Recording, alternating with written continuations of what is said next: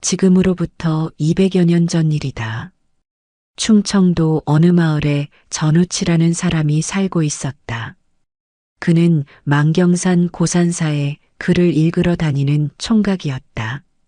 하루도 빠짐없이 글을 배우러 만경산을 오르내리는 그는 오늘도 여전히 책을 끼고 집을 나섰다. 집을 나서면 경치가 아름다운 들과 산을 지나야만 했다.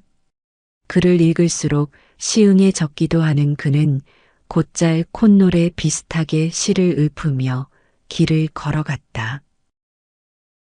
그는 들을 지나 산을 오르기 시작했다.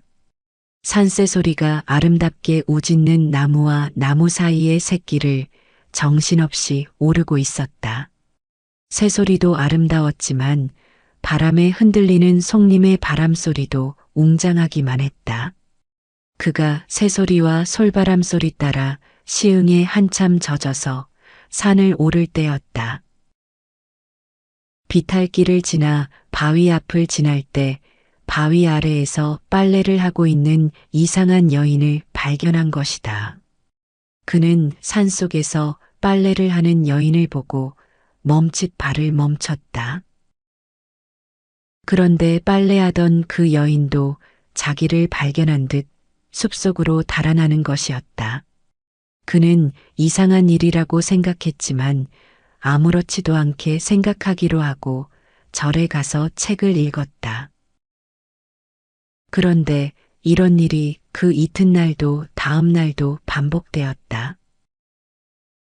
하루 이틀 빨래하는 여인에게 마음이 끌리기 시작한 어느 날, 그는 큰 마음을 먹고 바위 근처에서 바삐 뛰어 그 여인에게 달려갔다. 그러나 그 여인은 그를 바라보고 빙그레 미소를 짓더니 역시 숲속으로 달아나는 것이었다. 그는 그 여인을 따라서 뒤를 쫓았다. 그 여인은 한참 가더니 조그마한 오두막집으로 들어가는 것이었다.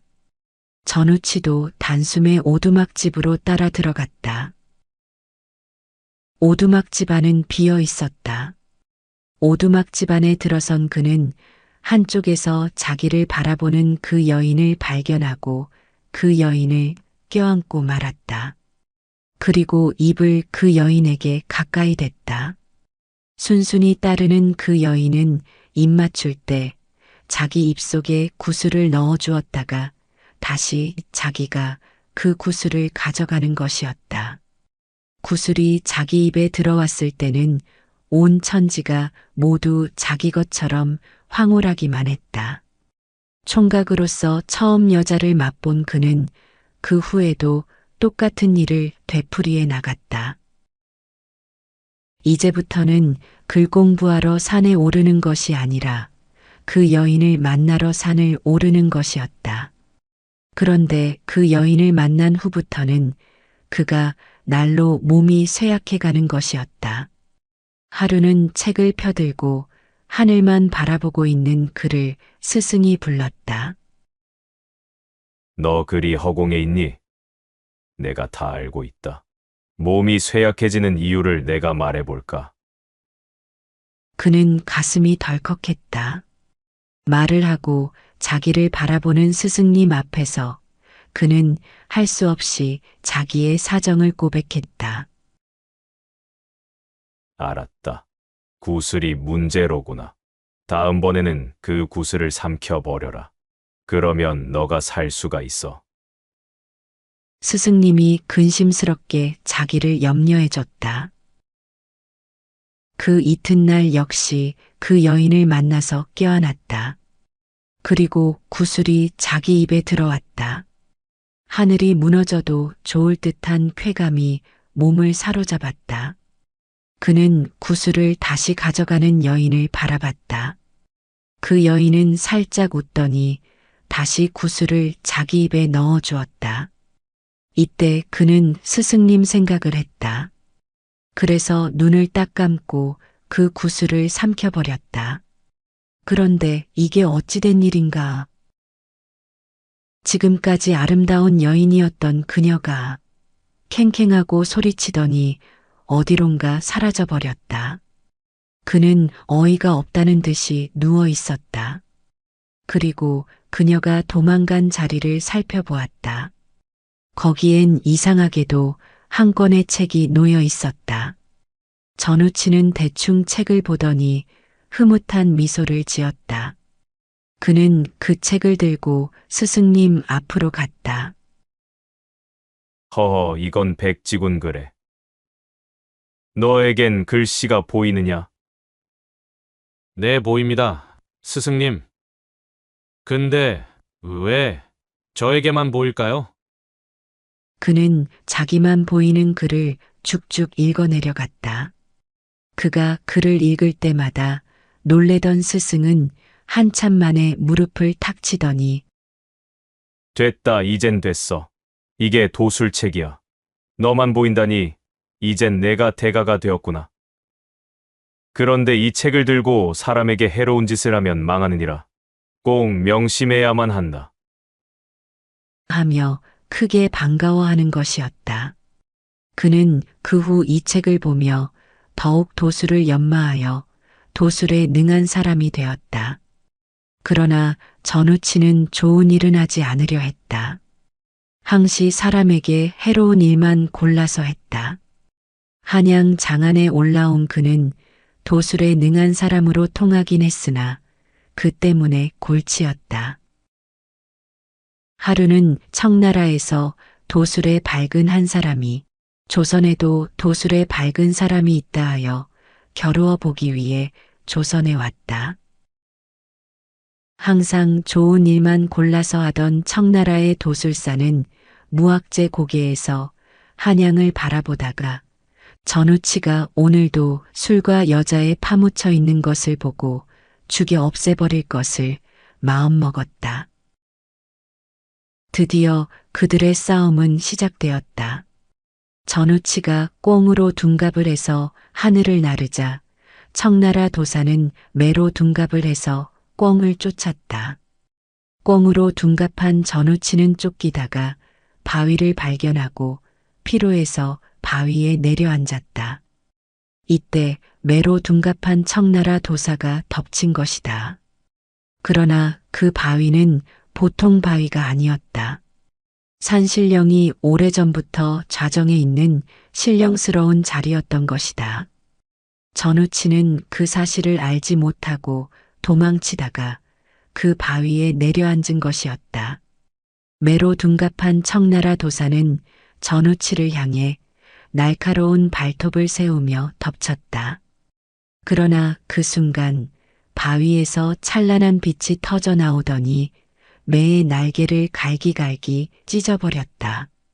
청나라 도사는 고통에 비명을 지르며 원래의 인간 모습으로 땅에 나뒹굴었다. 전우치도 빛에 눈을 감았다가 서서히 뜨며 자신의 발 아래 바위에서 피어오르는 신령한 기운을 느꼈다. 이윽고 바위에서 노인 한 분이 솟아오르듯 나타났다. 하얀 수염이 가슴까지 내려오고 도포자락은 바람에 흩날렸다. 산신령이었다. 어리석은 도사여, 내가 도술을 배운 까닭이 무엇이더냐? 산신령의 목소리는 우레처럼 울렸다. 전우치는 그제야 두 손을 모아 절하며 대답했다. 이제야 깨달았습니다. 저는 쾌락과 허영에 빠져 도술을 장난처럼 썼습니다. 그로 인해 사람들에게 해를 끼치고 저 스스로도 타락하였음을 고백합니다. 산신령은 고개를 끄덕이며 땅에 쓰러진 청나라 도사를 바라보았다. 이자는 도술로 사람을 도우며 복을 베풀었거늘 너는 무엇을 이루었느냐? 하지만 오늘의 이 깨달음을 내가 기특히 여겨 마지막 기회를 주겠다. 산신령은 손을 휘두르더니 전우치의 몸에서 검은 연기처럼 뿜어져 나오는 것을 모아 금빛 항아리에 담았다. 이것이 내 속에 있던 욕망이니라. 이 항아리는 내가 간직하마. 대신 너는 사람들을 위해 도수를 써라. 악을 베고 선을 키워라. 그리하면 너의 이름은 영원히 전설이 될 것이다. 전우치는 두 눈에 눈물을 머금고 절을 올렸다. 그 후 전우치는 예전과는 다른 삶을 살기 시작했다. 사람을 속이고 괴롭히던 도술은 버리고 억울한 이들을 도와주고 탐관오리의 재물을 빼앗아 가난한 백성들에게 나눠주었다. 전우치의 이름은 어느새 도술을 쓰는 의적으로 널리 퍼졌다. 어느 마을에는 밤마다 나타나 악독한 마름이 찬 고문을 열고 곡식을 가져다 가난한 이의 집에 놓고 사라졌고, 또 어느 날은 병든 아이의 집지붕 위에 앉아 도술로 약초를 내려주는 일도 있었다. 그러던 어느 날 전우치는 다시 만경산 고산사를 찾았다. 예전 스승님은 이제 세상을 떠난 지 오래였고 그때의 절 내부도 옛날보다 한산해져 있었다. 그는 절 뒷마당에서 스승님이 늘 앉던 자리에 홀로 앉아 그때의 구슬과 도술책을 떠올렸다. 그 순간 어디선가 바람이 불어오더니 산허리에서 낯익은 웃음소리가 들려왔다. 그는 벌떡 일어섰다. 숲 너머로 희미한 여인의 자태가 보였던 것이다. 바로 그날의 여인이었다. 너는 도깨비였느냐? 아니면 무엇이냐? 여인은 조용히 웃으며 고개를 저었다. 나는 너에게 시련을 주기 위해 이 세상에 온 자. 내가 욕망에 빠지면 그 구슬은 너의 생명을 갉아먹는 독이 되었겠지만 이를 이겨내면 그것은 지혜와 깨달음의 문이 되는 법이다. 전우치는 말없이 고개를 숙였다. 여인은 산허리를 따라 안개 속으로 사라지며 마지막 말을 남겼다. 사람의 도는 도술보다 깊고 마음의 도는 산보다 높단다. 그 후 전우치는 더 이상 이름을 내세우지 않고 백성들 틈에 섞여 살아갔다. 어떤 날은 늙은 약초꾼으로, 어떤 날은 아이들에게 이야기 들려주는 시골 선비로 살았다. 그 후 몇 년이 지나고 전우치의 소식을 아는 이는 아무도 없었다. 그가 죽었다는 소식도, 묘가 어디라는 소문도 없었다. 다만 지금도 전우치가 남긴 도술책은 그 마음에 선한 뜻이 있는 사람에게만 글자가 보인다고 전해진다. 그리하여 전우치는 역사에 남지 않았으나 사람들의 기억 속에 전설로 살아남았다.